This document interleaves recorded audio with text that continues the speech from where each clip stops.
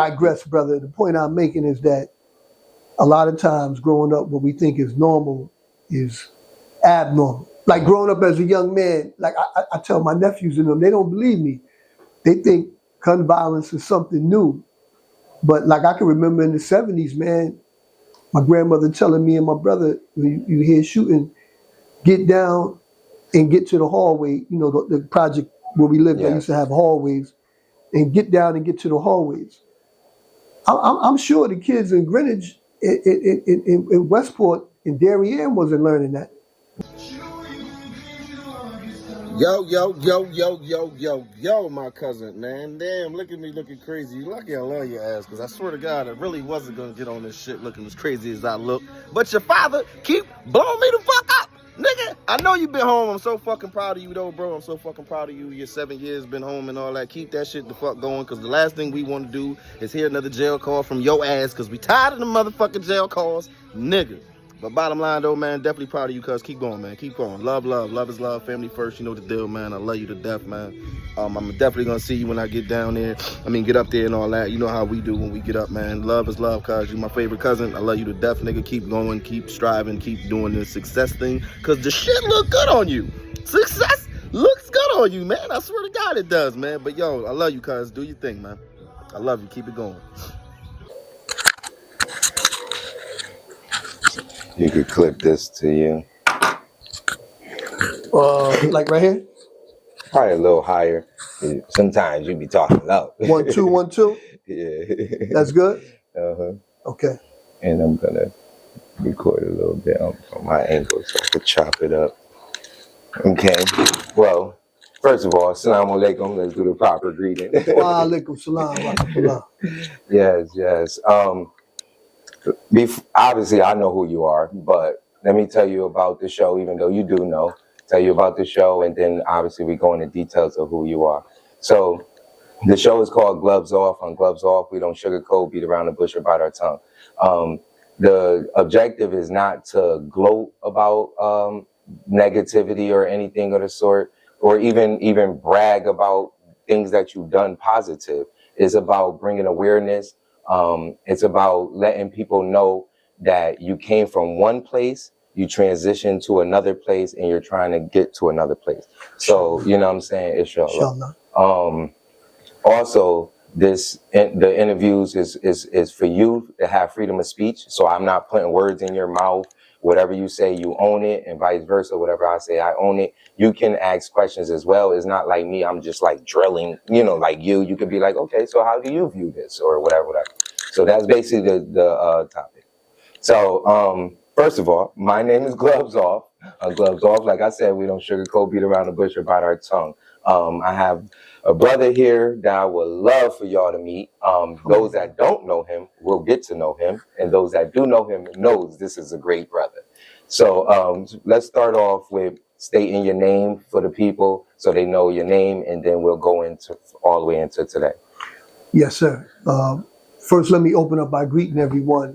Absolutely. We say in the greeting words of peace, in the Arabic language, we say assalamu alaikum, which simply just means, may the peace that God can give be unto you. And I open up in the name of God, merciful benefactor, merciful redeemer. My name is Daeed Muhammad, and I am a brother who has history here in Bridgeport, Connecticut. I was born here, and I grew up partially here a little bit with my great-grandmother in East New York section of Brooklyn. When I lived here, I lived in Father Panic Village. So I am I'm a community person, so I know a lot of people. Okay. A lot so of you families went from New York to Connecticut? No, my mother was born in New York. Oh, okay. And they came here, and then I was born here, and then for a couple of years I had moved back into New York to Brooklyn with my great-grandmother, and I came back. So I was back and forth. Okay. Me and my brother Raheem. So, but I'm a Bridgeporter. Yes. and like I said, I'm from Father Panic Village. So tell me that type of experience growing up in Father Panic Village in a day and age that you grew up, and obviously your mom was born in New York. So for you to come over here, this, you know, this is a new world for her. This is a normal world for you because you're going back and forth. But for her, it probably was like a new world for her. Well, I think because my grandmother had came first, so I think my mother might have been coming in the summertime, Oh, okay. but then going back for school. And then I think eventually when she was 14, she came and went to Harder High School. Oh, okay. Okay. So okay. I think she had been a couple of times visiting, but my grandmother was the one who pioneered it, who really came first. She came from well, No, we call it Harlem, but my grandmother always say she from the hills, she from Sugar Hill, so she came from Harlem to here.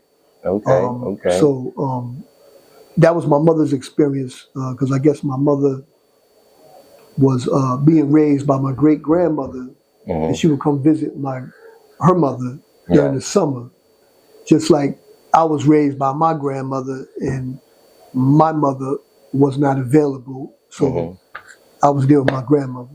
So tell me your experience when you got the age of understanding of right and wrong.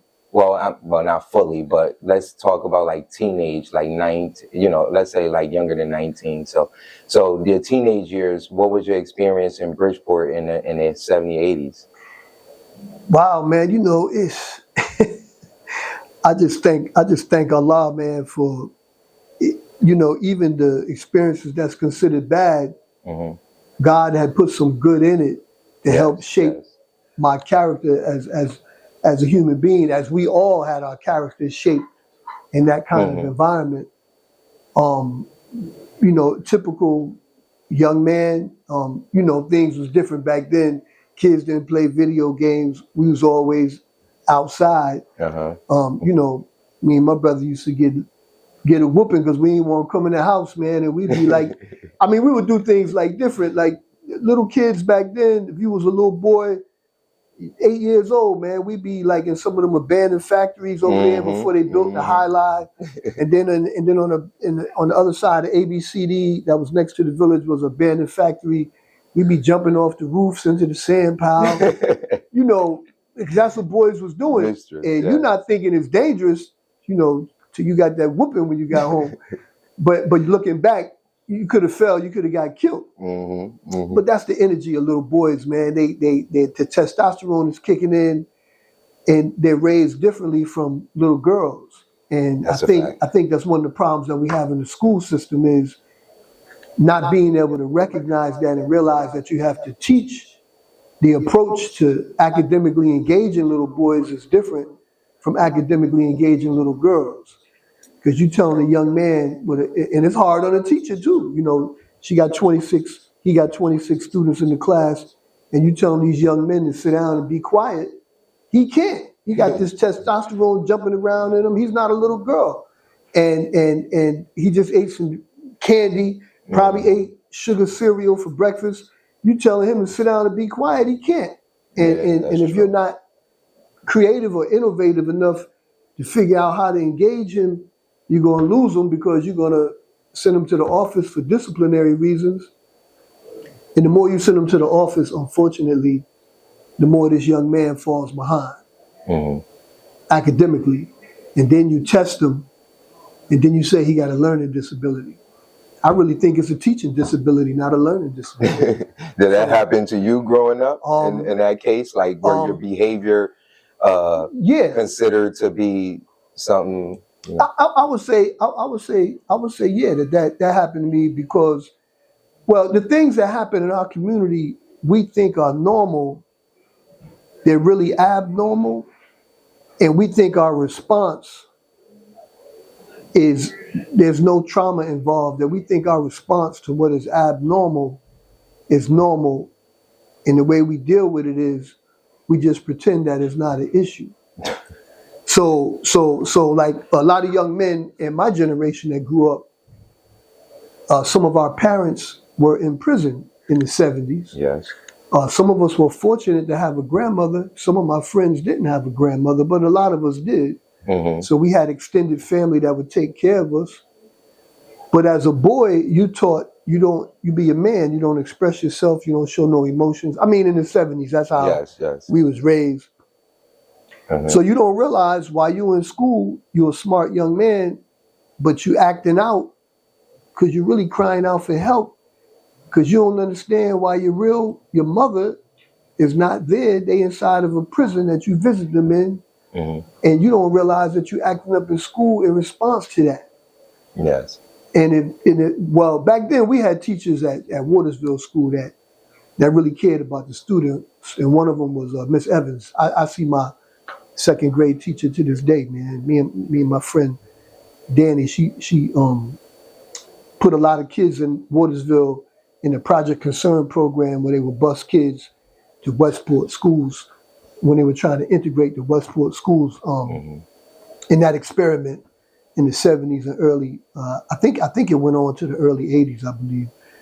But the point I'm making is that, and I didn't mean to digress, brother. The point I'm making is that a lot of times growing up, what we think is normal is abnormal. Like growing up as a young man, like I tell my nephews and them, they don't believe me. They think gun violence is something new. But like I can remember in the 70s, man, my grandmother telling me and my brother, when you hear shooting, get down and get to the hallway. You know, the project where we lived, they used to have hallways, and get down and get to the hallways. I'm sure the kids in Greenwich, in Westport, in Darien wasn't learning that. Luca, Grandma loves you. Glad you're here. Also, I'm proud of you. I want you to do better. But you know, I am pertaining to the politics. Be cool. But stay out of trouble and keep doing the media. The media. Hey, congratulations, big bro. 7 years since you've been home. I'm so proud of everything you were able to accomplish in the time. And I'm thankful for my nephews. I'm just looking forward to the things you're able to do in the future. Love you. Yeah. Why we had to learn that? Well, for survival's sake, we had to learn that because of the conditions. Well, what were the conditions? Well, you got to understand something. The reason why that was happening is those things were socially engineered in our community. If you oppress the people and you deny them access to resources, give them a deficient education system, naturally people have misplaced aggression and frustration and poverty and ignorance. They begin to prey on one another.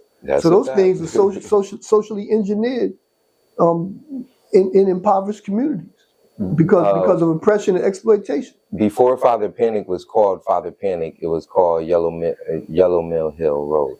And I was told that it was more Caucasian based and stuff of that sort. And then the priest or whatever that owned the church, because his name was Father Panic or whatever, that owned the church, donated basically Father Panic Village to, I guess, the city or the community. And that's how it started getting black owned. Well, not owned, but I'm not sure. I don't like to talk about something that I don't have the information on. I'm not sure, but I heard that it was Yellow Mill Village, and at that time it was a lot of European immigrants who worked in the factories during like the wars, the world wars, and I think at some point. I mean, you can look it up. They named it after Father Panic. He was a Catholic. I think he was a Catholic priest. Yeah, I think so. And I think he was supposed to be a good man, and they named it after him. I think what began to happen with us, how we got here, was the Great Migration tract of African Americans. We see some people of color today taking that migration tract from other countries, but foundational African Americans also had a migration tract where we came from the South, because Bridgeport was known as being an industrial city. Yes, it was. And what happened during World War II and after in the Korean War, when a lot of people went to the war, this left a lot of jobs open, especially for African Americans and immigrants from Puerto Rico who came. And I think what happened, in my opinion, in my observation, what happened was we began to get those jobs in the factories. We began to migrate from the South to the north. You'll see that a lot of people, when you talk to them, their family might tell you that they came from. I hear a lot of people say it was South Carolina, Philadelphia, New York, Bridgeport, or South Carolina, North Carolina, Philadelphia, Bridgeport, or South Carolina, North Carolina, straight to Bridgeport. My grandmother, they took a different track. They came from Florida, which most of the people from there in Mississippi, the part of Florida they were in, went to Chicago. So most of my grandmother's people went to Chicago, but her father's side, they all went to New York, went to Harlem, Sugar Hill. And from there, she was the only one that came to Connecticut, that came to Bridgeport. And I think the migration track for a lot of people like her, she went to Stanford first, then she heard about Bridgeport, then she came to, then shortly thereafter she came to Bridgeport. That's good. So I think that's a serious history that people should look into, the Great Migration Tract that brought a lot of people to Bridgeport, because of what was so unique about it. What the old timers tell me is that you had families that lived in the same neighborhood in North Carolina and South Carolina, and they would call back home and say, hey, they got jobs up here, I think I can get you in there. And then that brother would come up, and go there'd be another family that later on he would bring his family, that people was coming from the same neighborhood down south to get these jobs, and there was a serious connection. Talk to a lot of old timers, they'll tell you that know the history. Yeah, I definitely need to get some of that history. yeah, absolutely. So when you, all right, now you get here, you're in Bridgeport, you're growing up, and you seeing everything that's happening in the 70s, 80s. How was your environment? Describe your environment. I understand you're very educated now. You're in a whole different mind state, different place. But I want to give the kids that is going through what you went through already, the experience, to understand, like, okay, they meet in Daid today, but they don't know how he got to who he is today. So what were you seeing in that got to the point, of you being in the streets? Well, I think, wow, honestly, I think, how can I say this best? So, all religions, most of them, they describe the creation of man, of the human being, coming from clay or mud. Yes. So what's unique about that is a lot of times we get caught up on the physical. As you know, with clay and with the human body, it can be shaped by external forces. If you take a piece of clay, you put it on a wheel, and you start spinning it, depending on how you touch it, where you touch it at, you could influence the shape of it. The same thing with the human body. If you go to the gym for 6 months and you start doing things externally, you're going to begin to reshape your body internally. But I don't really think that description is in those scriptures because of the physical. I think it's more of a metaphor about the psychology of the human being, that he can be influenced in his mind, and personality could be shaped by external forces. So basically by his environment. By his environment. And that's that nature versus nurture argument, whatever. But you can be shaped by your environment. You have nature, you got DNA in you, but it could be influenced by your environment. So coming from oppressed communities, a lot of times, the worst thing you can make a man feel like is less than a man. That's universal. Yeah. White, black, candy stripe, black, white, candy stripe, it don't matter. It's the worst thing you could do. So in an environment, as young men growing up, they lean toward a sense of empowerment. And because their vision is, our vision is limited by access to different experiences, sometimes in our community, we think we see the one empowered is the one in the criminal element. So we begin to lean towards that because we want to feel a sense of empowerment. universal across the board, as any man would. Mm-hmm. And sometimes we find ourselves, as I did as a young man, leaning toward those activities. Okay. Because to us, it looks like this is the person with the most influence Mm-hmm. in the Well, community. when you say those activities, what are you referring to? Because Those things in the criminal element, in the criminal underworld. and did it lead you to go through certain experience? When you say criminal elements, you're referring to incarceration, drugs, street life. Yeah. So, Well. Nobody plans to go to prison. Nobody. some of these kids look like they want to go. That's a different generation. No disrespect, but I'm just saying, like, in your mind, you thinking like any human being that you're gonna get away with what you're doing. As a matter of fact, sometimes at some point, you're not even really considering consequences because you're blinded to the consequences. You're dealing with survival, the here and now. You're dealing with instant gratification because we had the art of delayed gratification taken from us. So it's hard to have goal-setting oriented mindset. Yeah. When you're under extreme conditions, all you're thinking about is a quick relief. So delayed gratification is thrown out the window. But instant gratification is something that you begin to embrace and you look for. In the street life. And the street life appears to offer you that. You don't find out that, they say the quickest way to get somewhere is a straight line. Mm-hmm. You don't realize that you're taking the long way. You think it's the shortcut, and you're taking because it looked like it's the quick way, but really what's on the back end when you have to ante up and pay for what you're doing, you find out that the shortcut was really the long way. It was a deception of the shayateen, of Satan. It was a deception, man. So when you because I'm trying to get you to directly come, and I get it, but I want these kids to understand we're not perfect. Oh, no, we're not perfect. You articulate yourself very well, but these kids can't fathom the way you're speaking to a degree, and it would get boring to them.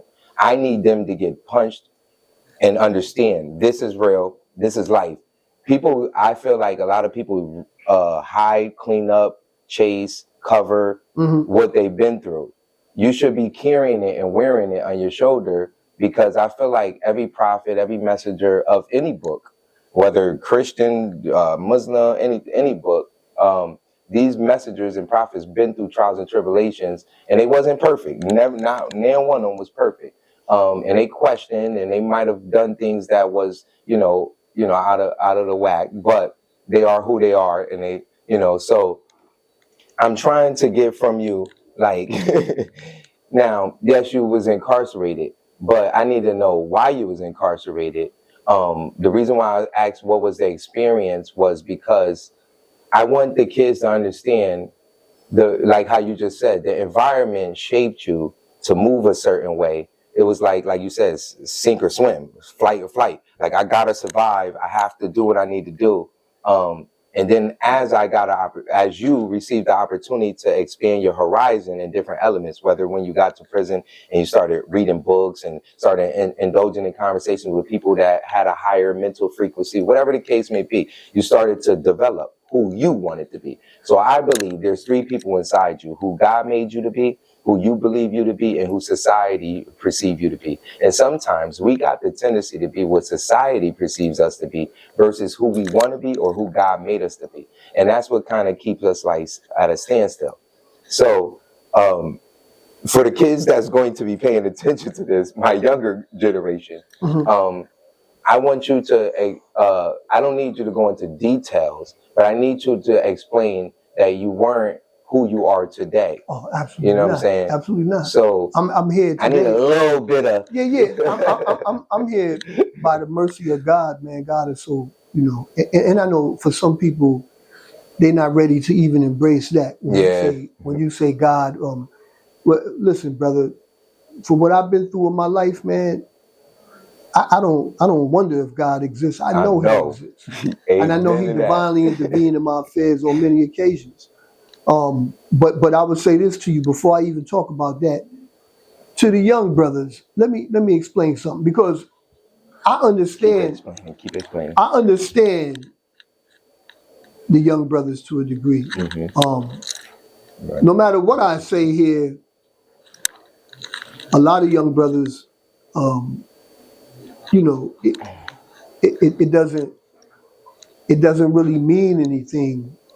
To them, it's like, well, whatever happened in 1980 something, let me see you do it today, and then I'll believe it. And I get that, because I was young too. That ain't nothing I'm trying to do. Yeah, no facts. I'm trying to understand that, you know, that was an expression of myself that I no longer embrace. Yes. So how could you move forward? Let me finish saying this. I'm part of it. No, absolutely. Is that, but at the same time, before I even explain some of the things about that expression, let me say this to the young brothers. If you don't get nothing else out of what I said, brother, I want you to get this. Technology, listen to me. Listen to me. Technology, I don't care what you're drinking right now. I don't care what you're smoking right now. I hope this make everybody sober.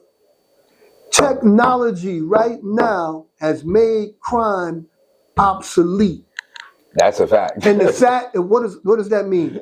It means that it's over. If they want you, they can come and get you.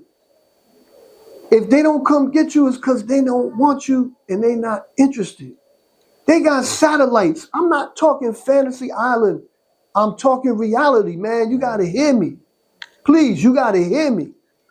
They got satellites that can read the label inside my jacket if I open it up from outer space outside of the ozone layer, man. That's a fact. Understand that.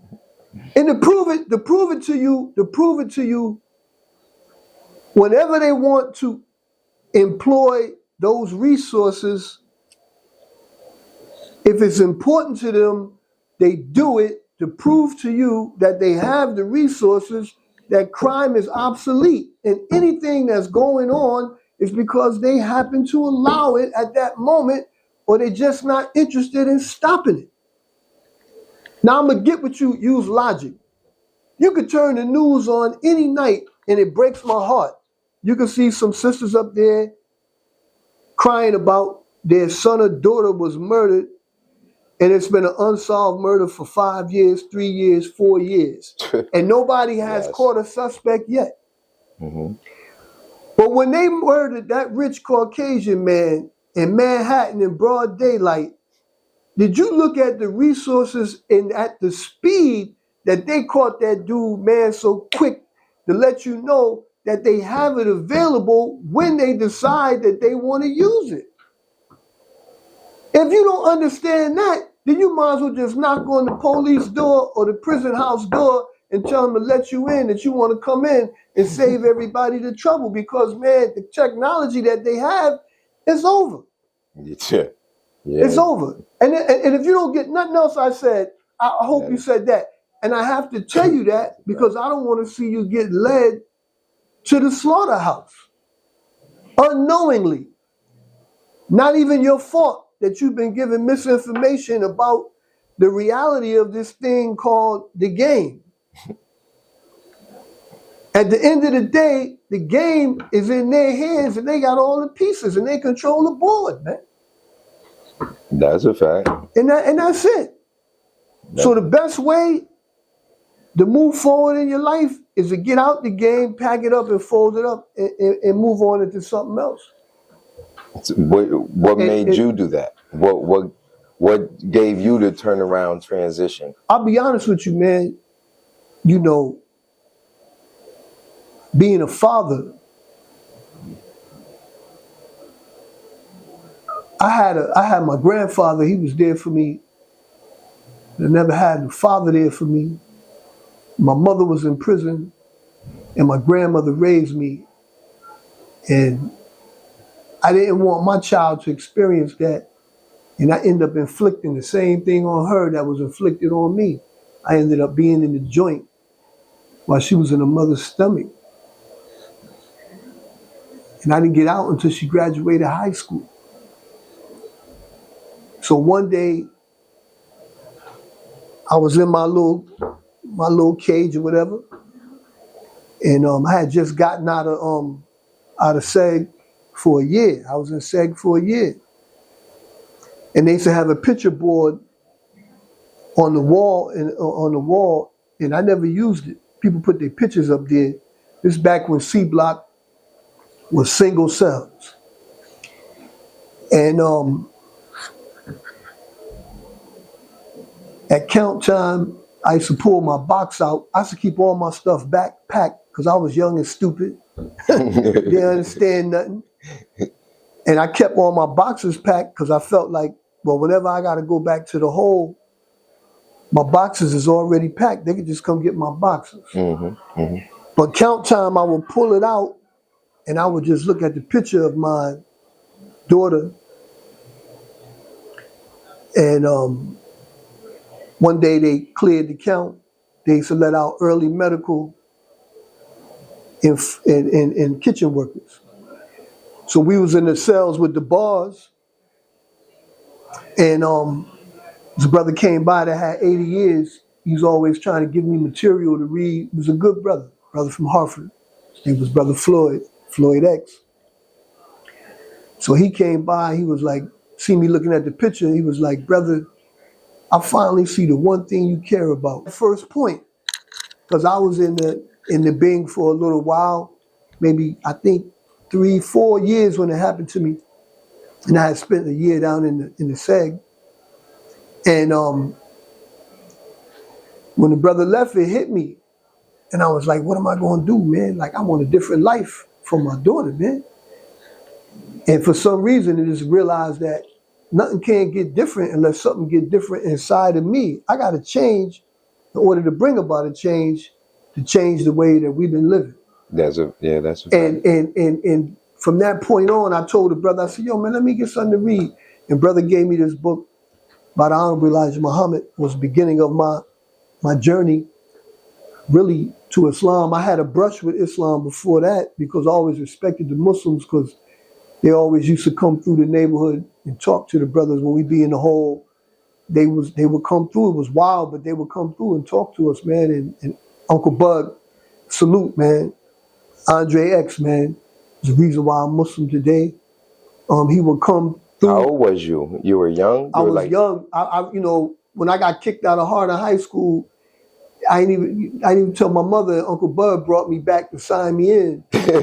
So in high school, before I left and went to the Army and came back, he was always in my life, man. Yeah. And he used to come talk to us, and we'd be out on the block, and he'd come through talking about, I got a truckload of mattresses for the people in the neighborhood, and cats be like, oh man, I'd be like, nah, man, you heard Uncle Bud need help, we gonna help him. So we out there thugging and we helping this brother move mattresses because we had so much respect for him. And Sister Mary used to have the Muslim steak and take on the drive in Father Panic Village. And we all used to tell each other in the hole, yo, make sure nothing happened to her. Like, she don't even know she passed away. May she be in paradise. That God was using us to protect her because we all had an unwritten rule that if protect her, don't let nothing happen to her. You know what I'm saying? Because we respected the Muslims so much, man. So that was my brush. And then when I went to the joint, I went to Juma and stuff, and I thought all the Muslims was together. Then I went to the hole, I saw the division. But it wasn't until I got in the Nation of Islam that really led me down the path to transform my life as a Muslim. But it was that point that Floyd gave me that book. I read it, and I never looked back. And to this day, I never drank alcohol again. I never smoked marijuana again. I never sold drugs again to this day, man.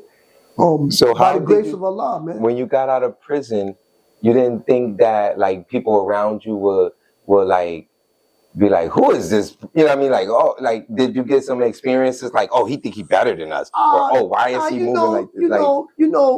You're gonna get you did a whole you're gonna flip get over. you're gonna get that. But I felt like, the same way I was rotting in there.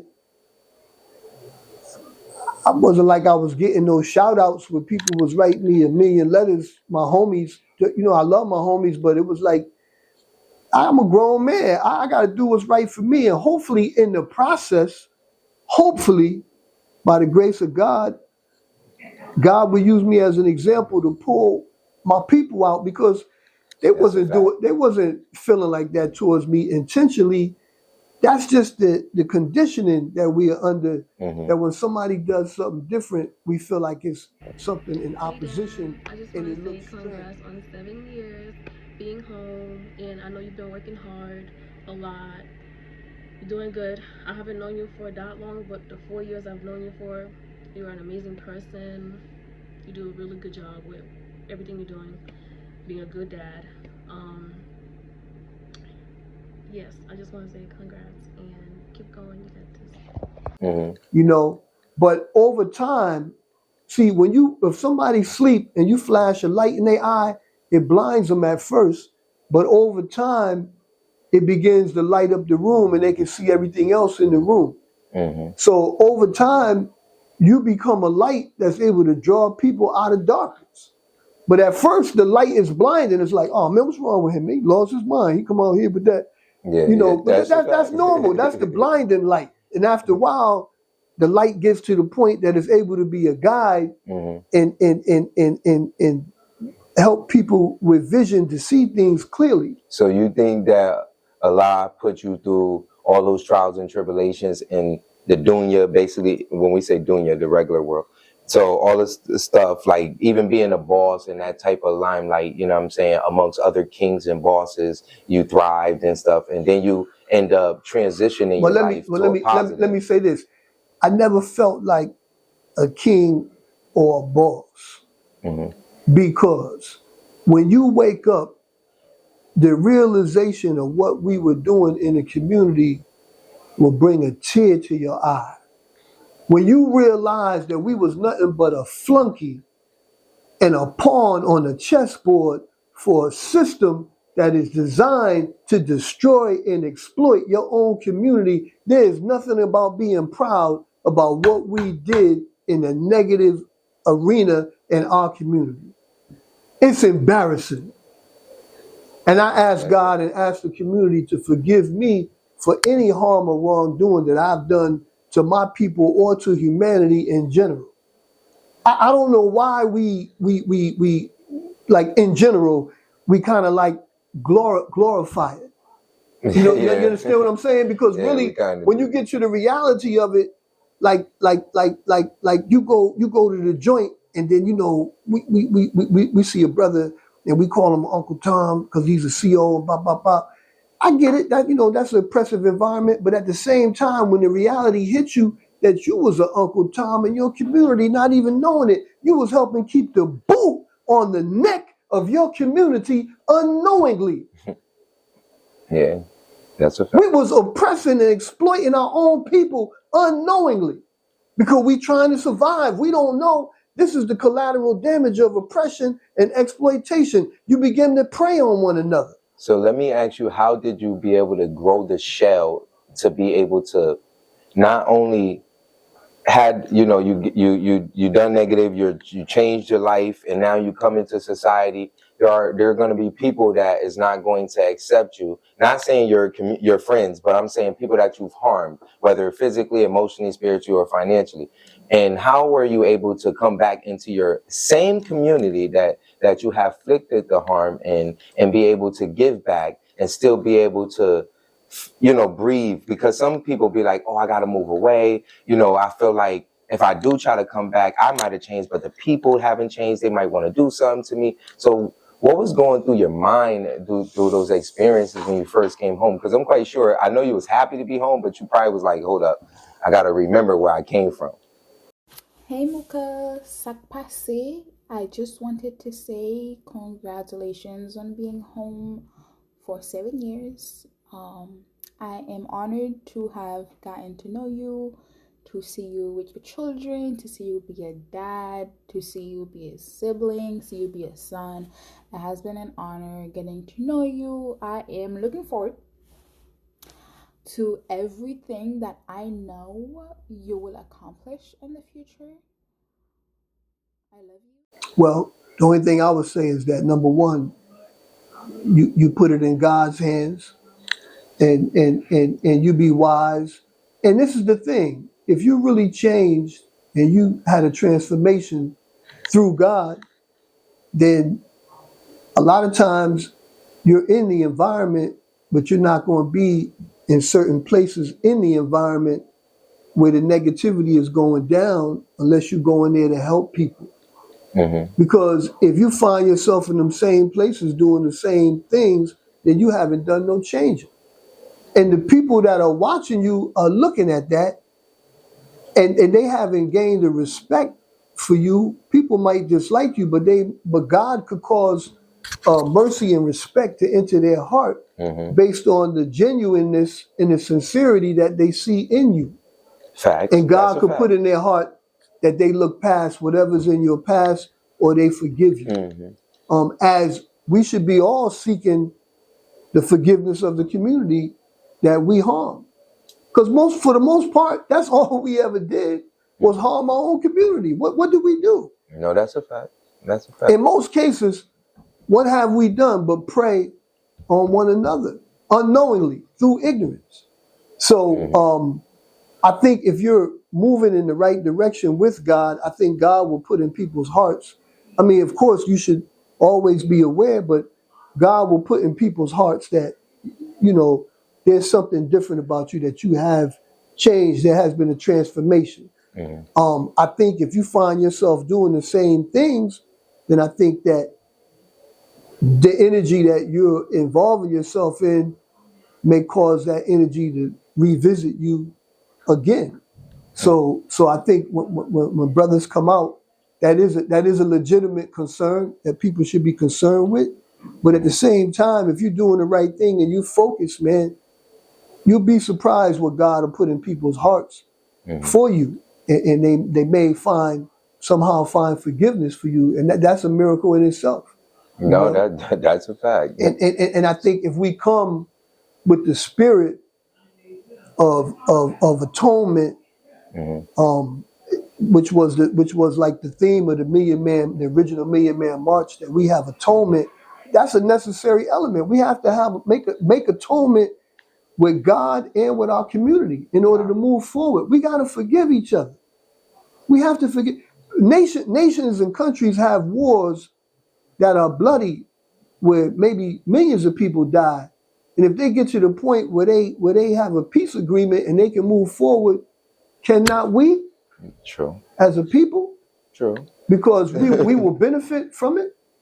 So let me ask you this question. What is your advice to mothers nowadays that are going through experiences, losing their son, and they're burying their sons now, their teenager sons?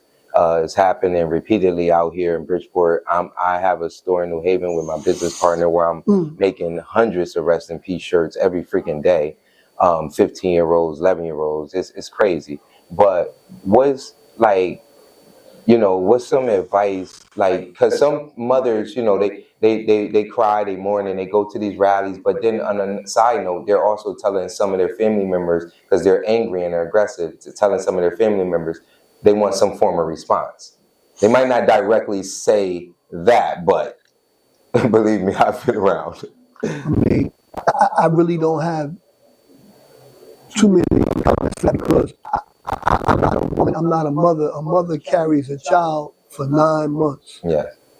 A man would never know what that's like. It's impossible for me to try to attempt to understand that. The closeness, the relationship she has with her child, losing him puts her in a lot of pain inflamed to the point that it could cause her to respond in different ways.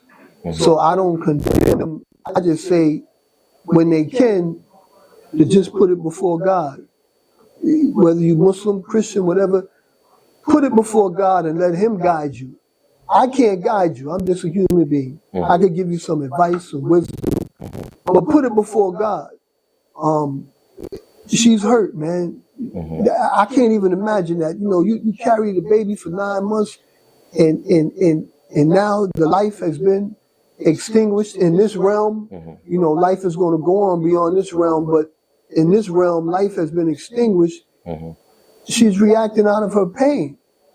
And I think what we could do to help the mothers is continue to try to be examples in front of our young men so they can understand, man, that we all make a mistake. So, like I said, some young men are not going to be ready for these words, but maybe it'll come back to them later, that nobody's benefiting from us harming and killing one another. Besides, the only agenda that's benefiting from us harming and killing one another is people who have an agenda. There's a few outside of our community that keeps us disenfranchised and disempowered. Yeah. You understand what I'm saying? What got you? Perfect example. This is just a perfect example. I just want to throw something out there. People always say, man, I ain't going to vote. My vote don't make a difference. There's a lot of contributing factors why people feel like that. I'm not even going to go into it, but they got the right to feel like that. But look at the state that we in. I say state, I mean the condition. Yeah. Look at the condition that we in. We in a city that for a while has been predominantly, and I'm not saying color makes a difference on whether a person is going to be a good leader or not. I'm just making a point about democracy and about when we harm one another, how we disenfranchise each other, and we allow ourselves to be boxed out under the rim away from getting the rebound to power. True. We're in a city that's majority African American and Caribbean, Afro-Caribbean, and Latino. And I'm just making a point. And we never in the history of the city had a black or Latino mayor. In the history, it's the biggest, population-wise, it's the biggest city in Connecticut. In a democracy, that's mathematically impossible. A democracy is one man, one vote. That's mathematically impossible. Yeah, that's true. We have no qualified black or Latino mayors. I'm saying it's not about color, but I'm just making a point about in a democracy, usually the majority rules. You can be the majority. We ain't got one qualified person that in the history of the city, we've never had a black or Latino mayor. And that's a direct result from us being disempowered because we're not benefiting from harming and destroying one another and creating conditions in our community that keep us disempowered. What got you started with Fresh Start? Like, how did Fresh Start come into your life? What got me started with Fresh Start? Because I'm quite sure you did a lot of programs. I did a lot of volunteering originally. By the grace of God, God put it on my heart. Kind of like, I never like owing people. If I owed you something, man, I try to pay you because, you know, your word is your bond is your life. You give your life before your word shall fail. That was something that we lived by, man. You know, you keep your word as a man, right? So I felt like if I owe you something, man, you know, I'm going to pay you because it's my word on that, right? So I promised God, I didn't want to have an empty promise. So I said, well, I got out, man. I want to pay down on the debt that I owe to God and my community. So I started volunteering a lot. And then I ended up, that's what's up. I was working labor jobs. Listen, I would take a job. Listen, man, if they had a job out the joint shoveling elephant poop at the Ringling Brothers and Barnum and Bailey Circus, not to go back to the penitentiary, I took it. You dig? I knew I just didn't want to do what I used to do what I was going to do. I wasn't sure what it was, but I was ready to do it in order not to do what I used to do. And I did it and had labor jobs. I used to volunteer. And finally, because I got my associate's degree in prison, I just recently got my master's in December. But I knew education was also a key because it opens up more doors and more opportunities for you. Because that's the game that they play. It's a paper game. You ain't got the piece of paper. You ain't got the key to unlock the door to get into the next room. And they don't teach us that. They play the paper game. You ain't got your credentials, your papers. You can't unlock the door to get in the next room. Mm-hmm. So we locked outside the room, and you might be more qualified than the person in the room, but you can't get in because you ain't got the paperwork. Because America, we playing the paper game. Get your paper up, not your green paper, but your credentials, your paper up. You know what I mean? Mm-hmm. Mm-hmm. So I had associates from the joint, and finally they gave me a shot. First gig as a social worker was at the Rockefeller Taylor Community Center. And I love the community, man. And I love the young men that I work with. I'm still in contact with them. That's good. And that was 2007. That's good. A lot of them young men, man. Some of them went on to be successful. Some of them went on to get some experiences in the system and pray that they come out of it. But man, you see our young men, so much hope, so much promise, so much potential, man. And then the world get a hold of them and try to choke their dreams out, try to choke their visions out, man. That's a fact. You know? So that's how I started, man. And then eventually, a brother like Kenny Jackson, he was like the godfather of Reignite and Reentry. Him, brother Imam Lau, Hassan Jones. Kenny had a relationship with Mr. Steve Lanza, good man. And he's a man that's not from our community, but true and tested. The man's a good man, and he opened the door for Fred. Then Kenny opened the door. Him and Steve opened the door for me. I interviewed. I got the job based on qualifications and merit, and I started going in prisons, facilitating reentry groups and providing people with reentry services and support services, basically helping people to come out of prison and not recidivate, not to go back. Mm-hmm. And that was 2009, and I've been here since then.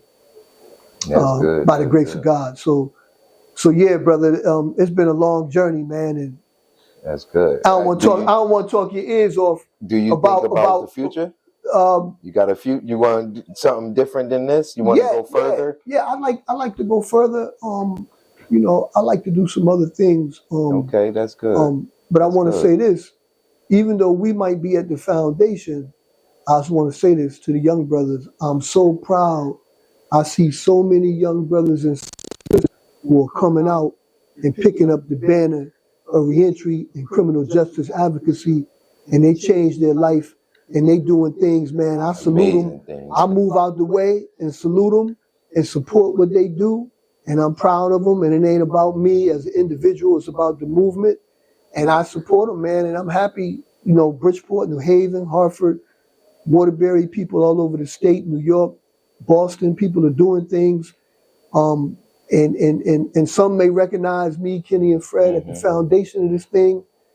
Some may not. It don't matter, because I'm happy how far we have come and where we're going with this thing, and I hope that it continues to pick up momentum, especially during these recent times, you know. Yeah, I always tell people, I said I can't wait to get Kenny J sitting down, because I always tell people it started with me and him, you know, and then we brought Fred and life changed. But I see it, and then I'll be looking at everybody and I'm like, dang, like what happened to me? Like, you know, I was there, and then I had to, like you said it earlier, I had to I was part of transition, but I wasn't fully, completely there yet. So I had to go back and sit down. And of course, I've been home now for X amount of. You here now. So yeah, so yes, I'm like, I smile every time certain names come up, because I'm part of that. You know what I'm saying? Like, and I love to brag about it. Like, yeah, fresh start, yes. Yes, you know what I'm saying? Yes, sir. And I sure love brothers continue to keep pushing it and stuff like that.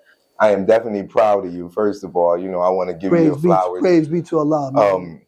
I'm outside just of paying them. back. I'm just paying back on what I owe, brother. Yeah, That's all. but paying back also gets you blessings too within the form, because you are paying it back, but Allah is still blessing you in a sense, because not only have you helped me on a million separate occasions, you know what I'm saying, outside of you physically helping me, by you helping me, give me the opportunity to help other people. So you feel what I'm Praise saying? be Like to Allah. even when I was in prison, you called, made it, and I got to Meriden immediately. Praise be And when to I Allah. got there, I met a brother. I ain't even know him. I ain't know him in 24 hours. But he was homeless. I ended up letting him live there. You feel me? So a lot, and then now I speak to him. So he be hitting me up on social media. Yo, remember me from way back there? I'm like, oh my God. So it's you might think you're not doing, but you're doing it. You By do the it. grace of You Allah, do man. it. I'm just grateful that Allah is like I tell my wife all the time. You know, we talk and I say, if I pass away tomorrow, inshallah, I make my transition to Allah. You know, I know that my ultimate reward is that Allah allow me to enter paradise in the Jannah. Yeah. But another reward is if one person just go to the mic and say, the brother positively impacted my life. Now I got my reward, man. You know what I'm saying? Facts. Along the way, we might accumulate things. You might accumulate a house, a job, a car. But really, the ultimate legacy is for somebody to go to that mic and say, hey, man, the brother really tried to genuinely help me in a positive way, man, and affected my life. That's enough reward right That's there. a fact. One person, brother, That's a inshallah. fact. Well, I'm telling you, while you here, you helped me. Inshallah. Alhamdulillah. Inshallah. Somebody and I want the brothers to know, watching on the camera, and Yeah. somebody helped me. True. By the true. grace of God, Yeah, somebody true, helped me. You know, true. Bob Marley said it best. No man is an island. We all need help. You know, so that's what killed me. Like you see people use that term.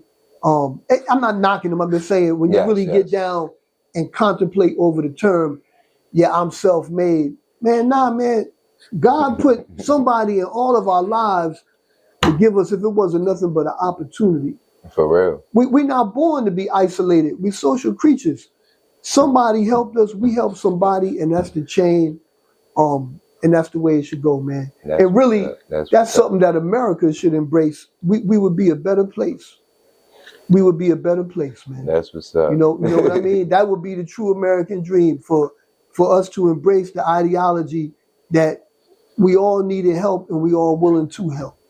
What is something that you would like to, bring to the city, like something like for this, like when I say bring to the city, I'm saying like, I go to New Haven. I'm in New Haven. I'm in Hartford. I'm in New London. I'm in Waterbury and stuff. And their downtown is so lit up and so alive. It's inviting. Stanford wants you to, it's inviting, makes you want to go out and stuff like that. What is something that we could bring to this city to liven it up, to basically, have a unity, like make it more. It's just I don't know. It's like the Sahara Desert to me sometimes. When I pull up out here, it's just like nothing. Yeah. See, Bridgeport is right now. They're going through the transition, the gentrification process, like Stanford did. Pretty soon, luxury apartment buildings, a lot of them being built. Rent's going to be so high. It already pushed a lot of people out of Stanford. They ran to Bridgeport. Now everybody running to the valley because rent is going up so high. So what's going to happen is that, and this is the thing, if you keep shooting yourself in the foot, eventually you ain't going to have no toes. You ain't going to be able to walk. Yeah. So while all this stuff happening, not only is it going to push people out, but more people are going to come in, and naturally, that could change the demographics of the city, the makeup of the city, ethnically, racially. But what it could also do that they're sleeping on is it could change the political landscape. You mess around and wake up in Bridgeport, and you have majority Republicans here. Because because what you're building is not for the people that traditionally have been here. It's to bring other people here. We're close to New York. People can work in Manhattan, come here, and really, you're going to turn the whole demographic and political landscape upside down. Yeah. And the thing is, because we're not doing what we need to do, we're gonna mess around and miss the opportunity, that window of opportunity that we had to be able to see ourselves in a situation where it's truly a reflection of the American dream, where all people of all backgrounds get to share in power. Do you agree with a little bit of what Trump puts in play, or how his ideology, his way of thinking? Do you agree with some of it? I don't really agree with none of it. What he's doing, and it ain't because I'm a Democrat, because I'm an independent. I'm not a slave to either party. I'm an independent. I'll vote for whatever fits Makes sense. my agenda and the agenda of my people. But the agenda for the people. But no, I don't agree with a lot of things that he's doing. And he's really just an actor acting out a script that's been given to him. I know mathematics. I know that. I know 1 + 1 is 2. I know that because of grassroots programs and brothers who was on the front line, and they say good policing. Yes, maybe good community policing has to do with it too. I'm not taking nothing from them. But what I am saying is, don't fail to recognize that the reason why prisons have closed and crime is down is because Bridgeport for years has been at the front of the reentry movement in the northeast corner. We've been ahead of Boston, New York, and the results is, because of the grassroots work that's been done in reentry, that population is down so much they close prisons. Now, in reverse to that, in a reverse situation, if you cutting benefits from the federal government and jobs are scarce and prices are high, the cost of living is high and rent is up, then that means that you plan to have prisons refilled, because when people don't have any opportunity, they get desperate, and desperation interferes with your common logic. So that means that the prison population, it must be a plan for it to increase.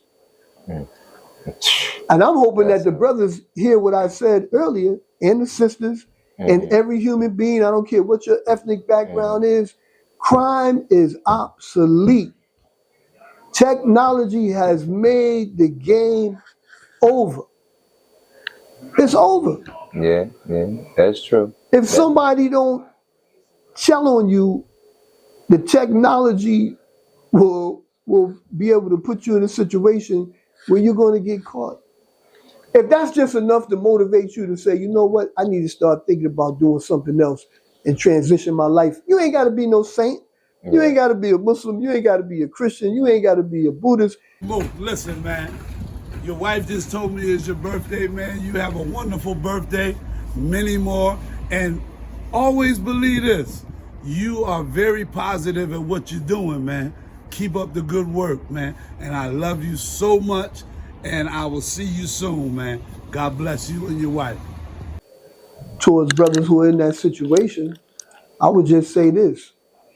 Man, if you got out, if you're on the block, if you're on the corner, if you're at work, brother, come to Juma, brother.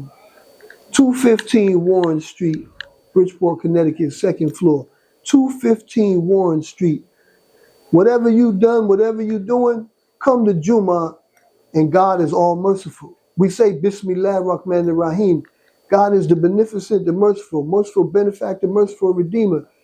Come on back to the deen, man. And come on back to the deen with your people that can give you a message from the Quran and the Hadith that will help you apply it to your life to be able to deal with the struggles out here that you have to be faced with, trying to live right in a world that is promoting wrong. That's a fact. So just come through, brother. I don't condemn you. I just say that I thank God that Allah didn't let you die out here in the world, that at least you make it back to prison where you could get on our knees and make salat and pray. But don't let prison be the only place that we do that. We can pray out here. A lot of us are praying out here, brother. Facts. You know, it's not, you know, the deen is not, despite what people think, it's not a prison religion, man. Mm-hmm, You know, the deen, you know, is a beautiful thing. It transformed societies. Yes. The Prophet Muhammad, peace be upon him, he came 1400 some odd years ago, and he directed people and guided people back to the worship of the one true God. The people in Mecca, they were worshiping things that they created with their own hands. You know, and it really was about economics, because they had people coming there for tribal gods made out of stone, when they would give the tribute, the money, and it was about money. And the Prophet Muhammad guided people back to the oneness of God, the God of Abraham, the God of Isaac, the God of Moses, the God of Ishmael, the God of Jesus, peace be upon him. The one true God. La ilaha illallah. Return to that. So you out here, you took your shahada, but Allah says in the Quran, "O you desert Arabs, say not you have iman, say not you believe, but say you aslamtu, you submitted, because faith, iman, has not yet entered your heart." And that's what happens to us. We take the shahada, but we don't develop a personal relationship with God to allow iman and faith to enter our heart. The best way to change is from the inside out. When we let the iman enter our heart, it softens the heart and things begin to grow. You know? That's a fact. And one of the things we said from the beginning about the creation of the human being, how we subject to influence, they tell you in NAAA, universal principle. It's a beautiful principle. People, places, and things. To protect yourself, protect your dome, try to put yourself around the right places, the right people, the right conditions as much as you can. Because if you fresh out, you like a baby with a soft palate on the top of his head. You got to protect it until you develop and grow. You can't be around doing the same things you was doing, and you can't get mad at people. It's not their fault. They stuck in what they doing. You come out the joint, they tell you, "Oh man, let's celebrate, man." Celebrate what? You just got out the joint butt naked. Ain't got a dollar, ain't got a place to lay your head, ain't sure about tomorrow, ain't sure we're going to get our daily bread, we're going to get something to eat and celebrate. I'm on the grind. I'm trying to rebuild my life. So try to, and they don't mean no harm. They don't. But you got to realize that God brought you out of that condition not to go back in it. If you was in a cemetery and you came out the grave, man, I don't think you'd be trying to go back in there and lay down. That's a good one. You've been resurrected, brother. You ain't got to wait till Easter. You've been resurrected. We've been resurrected from the dead condition that we was in. Allah resurrected us with Islam. Why are we going back in the grave? We've been resurrected. That's a fact. I like that. You living now. Don't go back in the grave. You know? So I just want to say that I love the Ummah. I love my community. And brothers, please, man, if you got out, come on over to Jummah, man. And with Islam, don't put so much emphasis on the mechanics. Put a lot of emphasis on the heart. Developing that relationship with Allah subhanahu wa ta'ala. That you get to the point that you have true integrity, that even when you're alone, you know that God is aware. And that could govern and guide your decisions even when you're alone. What you do alone is what you do in public. That's a fact. That's a fact. I appreciate you. I pray to Allah that we all, even myself, we all get to that point, inshallah. Yes. I appreciate you and your time. I know you're extremely busy, man. And in closing, brother, I just want to say this.